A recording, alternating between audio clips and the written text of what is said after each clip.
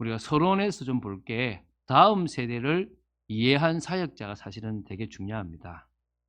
다음 세대를 이해한다는 개념은 다음 세대가 지금 자기도 모르게 어릴 때부터 배워왔던 사상이 뭐냐, 어떤 문화 속에 있고 어떤 가정의 배경을 가지고 있고 뭘 목표로 살아가느냐, 이런 부분들을 이해해야 돼요.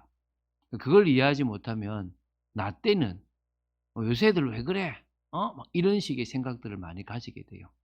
그런 것이 아니라 진짜 이 세대를 이해하지 못하면 못 도와주게 되는 거죠. 제가 저번에도 말씀드렸지만은 사역을 하려고 하니까 그 세대를 알아야만 사역을 할 수가 있고 소통이 되더라고요. 그래서 조금 이렇게 젊어야 된다가 아니라 어 소통이 될 수 있으면 될 줄로 믿습니다. 그런 사람이 되겠죠. 근데 이 다음 세대들이 미래가 되게 불안정하잖아요. 그러니까 우리는 사실은 어릴 때 잘하는 게 어려웠지, 거의 나와서 조금 공부하면 그러니까 취업하는 거는 그렇게 어렵지 않았어요. 근데 지금은 정말 하늘의 별 따기처럼, 그러니까 편하게 살았는 대신에 뭘 먹고 살고 어떻게 살아야 되는지, 참 그게 막막한 그런 세대라고 보면 될 것 같아요. 그러다 보니까 이제 고통의 때가 지금 왔다고 봐야 되겠죠. 그러니까 지금 애들이 벌써 소망도 없고 꿈도 없고 미래도 없고 그냥 뭐 어떻게 살아야 될지 모르는 시대가 되어진 부분들이 상당히 많습니다. 근데 결국 언제나 복음은 답입니다. 어떤 시대나 복음은 답입니다. 그 복음을 어떻게 전달하느냐의 문제지, 모든 사람에게 복음은 답입니다. 지금까지 복음이 답이 아니었던 시대가 한 번도 없었고 복음이 답이 안 된 사람이 아무도 없습니다. 물론 그 복음을 받아들일 수 있는 은혜가 있느냐 없느냐의 차이가 있지, 복음은 모든 사람에게 답입니다. 복음은 저와 여러분에게 답입니다. 믿습니까? 그래서 다음 세대를 이해한 사역자는 복음 하나만을 전할 수 있는 사실적인 사역자가 될 줄로 믿습니다. 그래서 이게 희한한 게요, 자신이 경험한 것을 말하게 돼 있어요. 근데 그 경험한 게 그 사람에게 또 새로운 답이 될 만한 그런 부분들이 되게끔 돼 있거든요. 그래서 어찌 보면은 가정에 아픔이 있었던 사람은 꼭 가정에 아픈 사람을 만나게 되고 그 사람을 도울 수 있습니다. 그래서 다음 세대의 사역에서도 그런 힘든 문제를 넘고 일어선 사람, 그 사람이 되게 큰 사역이죠. 예를 들면 우리 때 옛날에 구성애라는 사람이 되게 자기가 어릴 때 성추행을 당하고 성에 대해서 이렇게 되게 많은 이야기들을 했지 않습니까? 그게 그 시대에 참 많은 답이 됐고 지금도 많은 은혜가 되지 않습니까? 그죠? 그처럼 다음 세대를 이해하기 위해서 하나님이 그 개인에게 어려움과 아픔을 준 것들이 있습니다. 그러면 그 자기가 어려울 때, 자기가 젊을 때 당했던 그런 어떤 뭐 진짜 왕따가 됐던, 열등감에 빠졌던, 힘들었던 게 결국 이제 나중에는 복음으로 답을 얻고 나면은 다른 사람을 도와줄 수 있는 사역이 됩니다. 저도 뭐 그런 아픔들이 있었기 때문에 다른 사람들을 도와줄 수 있는 사역자가 됐으니까. 그렇죠. 아까 우리 하진수 성도가 묻더라고, 저보고. 사역 언제부터 했냐고. 뭐 제가 고등학교 때도 뭐 남들을 도와줬지만은 말씀을 전하는 사역은 96년 1월부터 했거든요. 그러면 이제 진짜 몇 년 안 있으면 30년 하는 것 같아요, 제가. 그래서 제가 늘 기도하는 게, 하나님 저 좀 빨리 그래서 달라고.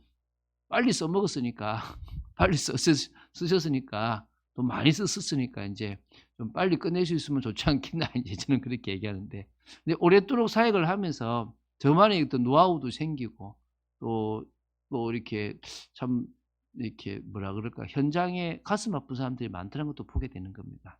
오늘 다음 세대 이해인데요. 다음 세대를 이해할 때 크게 한 세 가지 좀 이해를 해야 됩니다. 첫 번째가 뭐냐면 비성경적 사상 속에서 자란 다음 세대라는 거예요. 뭐라고요? 그러니까 성경적이지 못한, 오히려 성경에 반대되는 그런 사상 속에서 자라났다는 거예요. 첫 번째가 뭐냐면 다신론이에요. 다신론. 그러니까 이게 다신론 사상이라는 게 한번 다원주의거든요. 예, 넘겨주세요. 이게 무슨 얘기냐 그러면, 여호와 하나님만이 참신이고 그분만이 유일한 신이고 다른 거는 다 우상이고 그 속에 귀신이 있다라고 생각하는 게 우리의 유일신 사상이에요. 그러니까 우리는 하나님은 누구밖에 없다? 한 분밖에 없다는 거예요.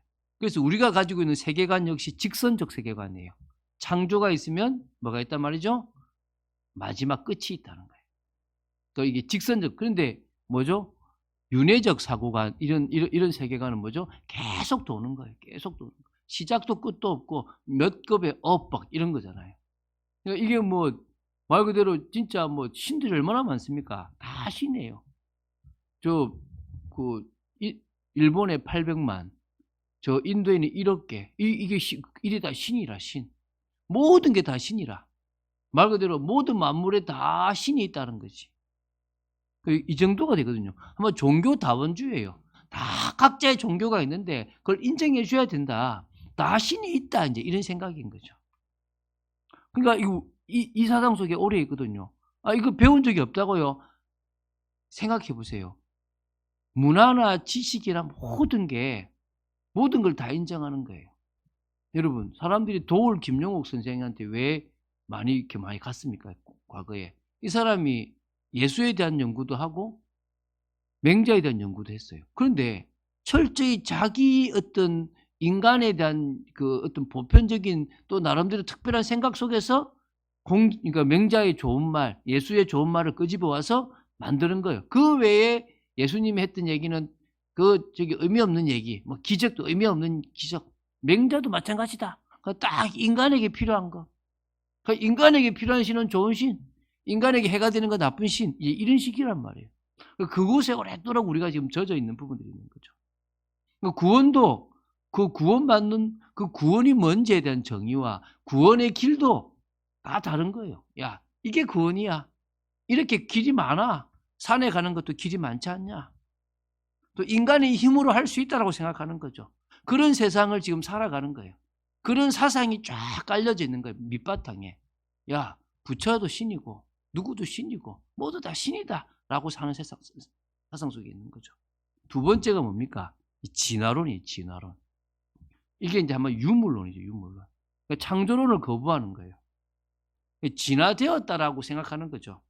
그러니까 도태되는 이렇게 뭡니까? 이렇게 저급하고 이렇게 능력이 없는 것들은 다 도태되고 아주 우월적인 존재만 자꾸 이렇게 진화를 해서 만들어진다라고 생각하는 거죠. 사실 그렇지 않거든요. 도태되는 건 없어요. 저런 식물들은 그대로 아직까지 남아있고 생물도 남아있는 거예요, 사실은. 물론 이걸 또 섞어서 쓰기도 해요. 다시 말하면 하나님이 창조를 하셨는데 진화라는 방법을 활용하셨다라고. 저도 그런 부분에 조금은 어느 정도는 과학을 하는 사람으로서 그러니까 그 부분 아니면 어느 정도 하나님이 여러 가지를 활용하실 수 있다라고 하는 가능성을 많이 열어준 사람이에요. 꼭 무조건 창조고 진화라는 것은 1%도 안 맞다. 이런 식의 사람은 아니라는 거예요. 왜? 진화라는 증거도 이 세상에 많이 있으니까.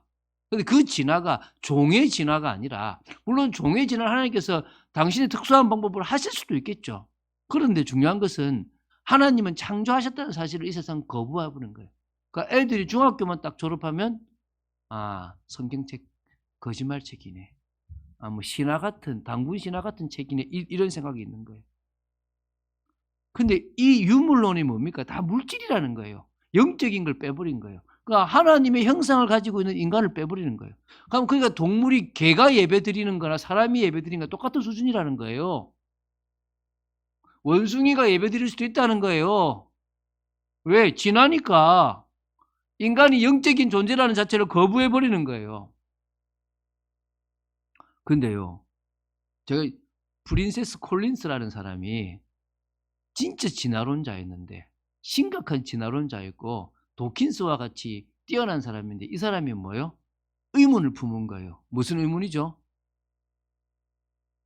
그러니까 동물은 자기에게 손해가 되면 절대 안 죽는다는 거예요. 자기에게 이익이 되는 쪽으로 살지 가족 외에는 자기 새끼 외에는 손해되는 쪽으로 죽지 않는다는 거예요. 어떤 동물도. 근데 사람만 유독 뭐죠? 자기에게 손해가 되는데도 전혀 모르는 사람을 위해서 죽는 거예요. 희생을 하는 거예요. 이 특이한 거야 이게 이 사람이라는 존재가. 그것에 퀘션 마크를 가지다가 신앙인이 됐잖아요. 다시 말하면요, 진화로 설명할 수 없는 게 인간이 가지고 있는 영적인 거고 형상이란 말이에요. 근데 그거를 부정할 수가 없는 많은 증거들이 있는데 그거를 진화론은 부정해 버리잖아요. 근데 우리는 뭐요? 그걸 인정하잖아요. 그러니까 애들이 이 속에서 혼란스러워하는 거예요. 특히 교회 다니는 애들은 학교 수업 시간에는 진화론이 맞다고 써야 되는 거고 교회에서는 창조론이 맞다고 얘기하고 자기는 모르겠다고. 그런 부분입니다. 세 번째, 인본주의 시대입니다. 인본주의 시대. 철저히 인본주의라는 거예요. 넘어갔습니다. 그러니까 네가 하나님이 될 수 있다라는 수준까지 가고요. 인간의 능력을 극대화시키고 아주 인간을 존중하는 겁니다. 인간만이 최고의 존재라고 생각하는 거지. 그러니까 절대히 인간에 맞춰지는 거예요. 신도 인간에 맞춰지는 거예요. 모든 게 인간에 맞춰지는 거예요. 그러니까 뭡니까? 하나님이 나와 함께 하신다. 내가 하나님이 나의 주인이시다. 하나님이 나를 만드셨다. 하나님이 나를 주관하신다. 이런 것에 대해서 거부해버리는 거죠. 내가 하나님의 뜻을 이루는 게 행복이다. 이런 것 자체를 거부해버리는 거예요. 철저히 인간 중심으로 생각해버리는 거예요. 그리고 오랫도록 너를 놓치면 안 된다. 너를 찾아야 된다. 이런 식의 것을 계속 받아오고 온단 말입니다. 네 번째 뭡니까? 물질주의죠. 물질주의. 이게 무슨 말입니까? 돈 없으면 안 되는 거야. 세상의 80% 이상이 돈으로 해결된다는 거예요. 돈만 있으면 되는 것 세상이라는 거예요. 지금 새로운 계급 체계가 있다 그러잖아요. 뭐 요새 뭐 드라마 중에 금수저라는 드라마가 그런 거라며.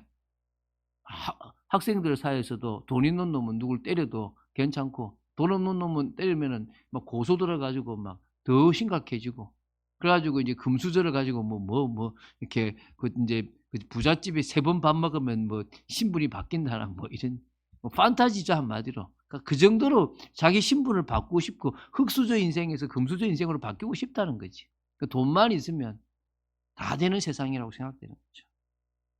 오늘 특히 보면은 이 말세에 고통하는 때가 이런데요. 사람들이 자기를 사랑하고 돈을 사랑하며 자랑하며 교만하고 비방하며 부모를 거역하며 감사하지 아니하며 거룩하지 아니하며 무정하며 원통함을 풀지 아니하며 모함하며 절제하지 못하며 사나우며 선한 것을 좋아하지 아니하며 배신하며 조급하며 자만하며 쾌락을 사랑하기를 하나님 사랑한 것보다 더하며 되게 물질적이고 육신적인 거죠. 다 돈이 되는 쪽으로 움직여요. 돈이 되는 쪽이 타락이라면 타락을 해서도 돈을 버는 겁니다. 아주 남들을 이상하게 만들어서라도 돈을 버는 겁니다. 사람을 인격을 무시해 가지고도 뭡니까? 돈을 벌써 버는 겁니다. 막 뭡니까? 이 사람들에 대해서 막 이상한 동영상 찍어 가지고 배포할 테니까 막 이렇게 해서 협박해서 돈을 벌기도 하고.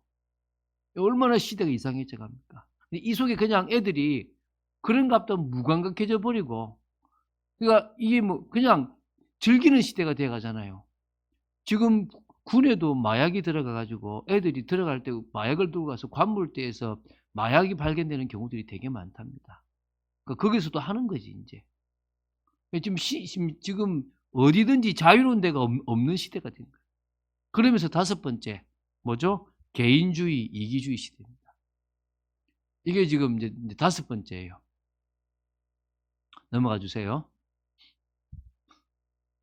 그래서 가정의 경제, 그러니까 가정의 경계도 무너져 버리고요. 사회의 경계도 무너져 버렸어요. 어떤 개념적인 것도 사라져 버리고 이제는 이게 다 지금 허물어지고 진짜 말 그대로 혼자서 딱 살 수 있게끔 딱 만들어 놓은 시대가 돼 갑니다. 하나님이 만드신 창조 원리가 계속 무너지고 정상적이지 않는 그런 세상이 되어져 가잖아요. 나만 생각하고 나를 위해서는 남이 어떻게 되든지 모르겠다라고 그 살인을 해도 죄책감이 없는 시대가 돼 버려요. 지금 이게 여러분 요런 이거 말고도 많지만 요 정도의 어떤 사상과 어떤 그런 어떤 주의가 쫙 밑바닥에 깔려 있다 보니까 애들이요. 참 이렇게 정상적일 수가 없는 거죠. 이제 2번째입니다. 그럼 2번째인데요. 문화의 타락 속에 방황하는 다음 세대입니다. 이게 지금 2번째예요. 이제 이걸로 이제 뭘 만드냐? 문화를 만들었는데 그 문화가 되게 육신적이고 말초적이고 또 되게 재밌어요. 얼마냐? 자, 첫 번째 대중문화가요. 엄청 발달했어요. 그러니까 이게 제가 들어도요. 너무 잘해요. 음악하는 애들이요. 몇 번을 들어도 감동이 될 만큼 잘해요. 영화를 만드는데도 정말 잘 만들었어요. 이번에 여러분 그 한산이라는 저기 뭡니까? 저기 영화를 만드는데 바다에서 안 만들었다 그러잖아요. 바다에서 제작을 안 했대. 그러니까 얼마나 과학이 발달하고 기술이 발달했는지 바다에서 찍는 씬으로 거의 꽤 많은 분량이 있는데 그걸 다 어디서요? 평창에 그 저기 그 아이스 그 저기 그 경기장 있잖아요. 이렇게 큰 경기장. 그 안에서요. CG를 가지고 다 꾸며 가지고 했대요, 그거를. 말 타고 하는 것도 다 거기서 찍고. 그러니까 이제는 진짜 말 안 타도 말 타는 것처럼 할 수가 있는 시대가 된 거예요. 과학 이게 너무 이렇게 모든 게 그러니까 막 진짜 막 CG 기술도 발달해 가지고 보고 있으면 막 들어갈 만큼 애들 연기도요. 얼마나 잘하는지. 이제 신들린 연기를 하는 그러니까 뭐 드라마를 만들어도 전 세계가 열광할 수 있는 걸 만드는 그런 시대잖아요. 그 음악을 만들든 드라마를 만들든 예능을 진짜 볼 게 많고 재미있는 게 많고 즐길 게 많은 시대. 그러니까 애들이요. 푹 빠져버리는 거예요, 그냥. 그러니까 어느 정도냐면 제가 보니까요. 음악하는 애들은 끝까지 계속 음악만 해요. 막 기타인 거. 그러니까 얼마나 잘 치느냐. 그냥 막 제가 봐도 너무너무 잘하는 거예요. 푹 빠져버린 거예요, 그냥. 인생 자체를 거기다가 완전 다 그냥 다 꼬라박고 있는 거죠. 또 공부나 입시 같은 걸 하는 친구들도요. 부담감을 떨칠 때는요. 그냥 거기 빠진 겁니다. 우리 아들도 인제 넷플릭스 안 보다가 인제 시험 딱 끝나면은 한 달 정도는 뭡니까? 넷플릭스를 보는 거예요.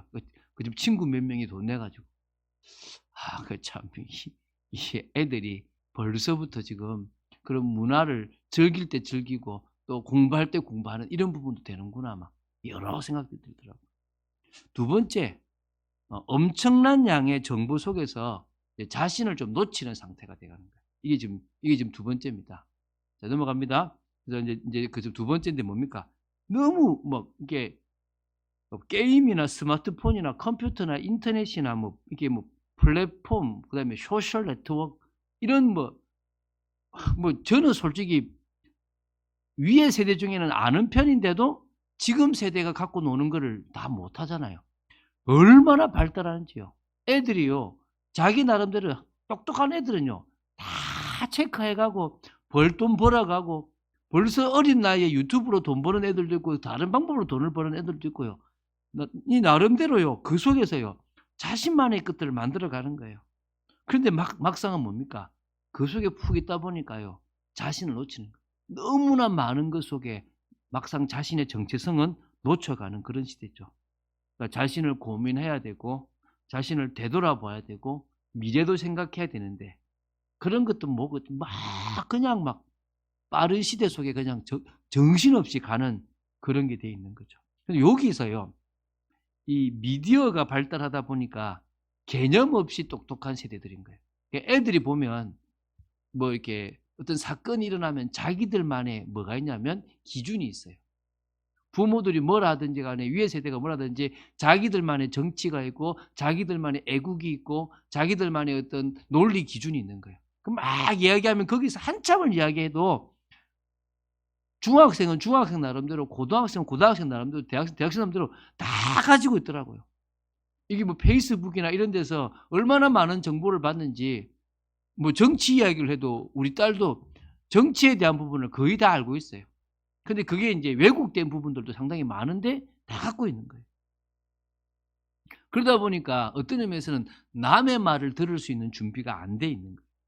자신들이 듣고 싶은 것만 듣고 자신들이 생각하고 맞다고 싶은 것만 계속 만들어가는 시대가 돼 버리는 거죠.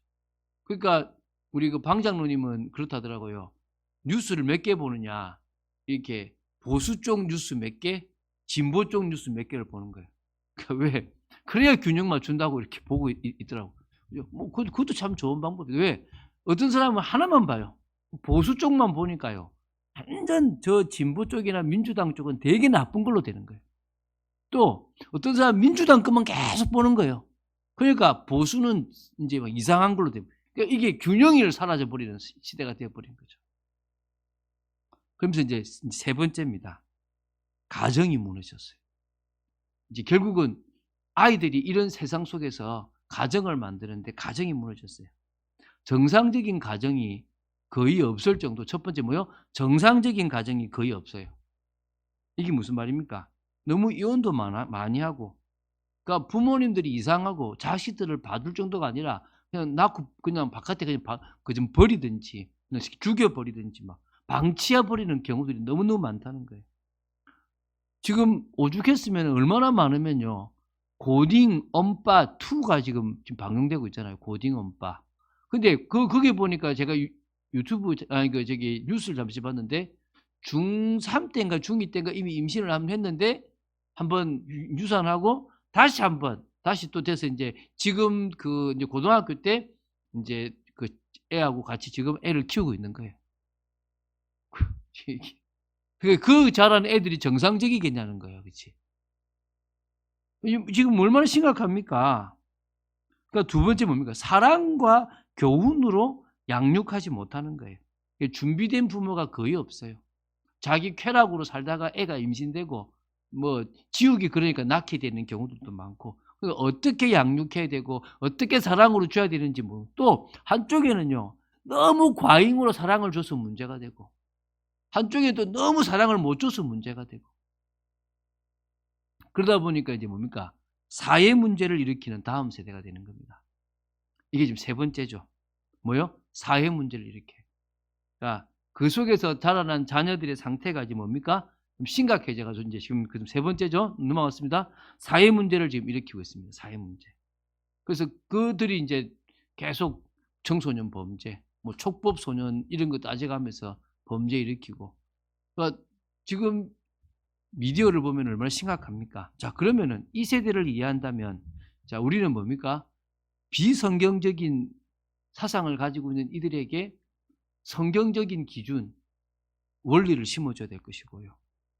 타락한 문화 속에서 성령의 은혜 속에서 새로운 피조물이 가지는 그 성령의 문화를 만들어줘야 될 것이고요. 그 개인이 이제는 무너진 가정을 회복해 나가는 축복의 삶을 살아가도록 도와줘야 되는 거예요. 그래서 이제 결론 맺습니다. 주님의 사랑으로 바꿀 수가 있습니다. 이게 지금 결론입니다. 주님의 사랑으로. 주님이 주신 그 사랑과 그 은혜로 뭐 할 수 있단 말입니까? 이 모든 것들을 다 사실은 바꿀 수가 있다는 거예요. 뭐 제가 지금 이야기한 거는 진짜 부분입니다.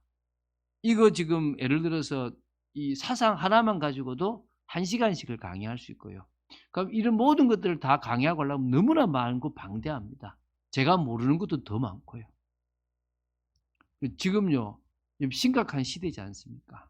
대체 종교의 대체의 모든 것들이 다 만들어지고 있는 그런 시대 속에 살아가고 있는 아이들입니다. 답도 없고요. 방황하고 있습니다. 이들에게 우리가 이 속에 오랫도록 있었던 애들을 우리가 이제 대합니다. 우리 기준과 우리의 가치관으로 대해갖고는 안 될 거 아니겠습니까? 이런 부분에 마음을 담고 이런 상황 속에서 이 애들의 필요를 채우고 복음으로 답을 줄 수 있는 세대가 돼야 되지 않겠냐. 결국 그들도 기성세대로 올라갈 건데 그들에게 답을 줄 수 있을지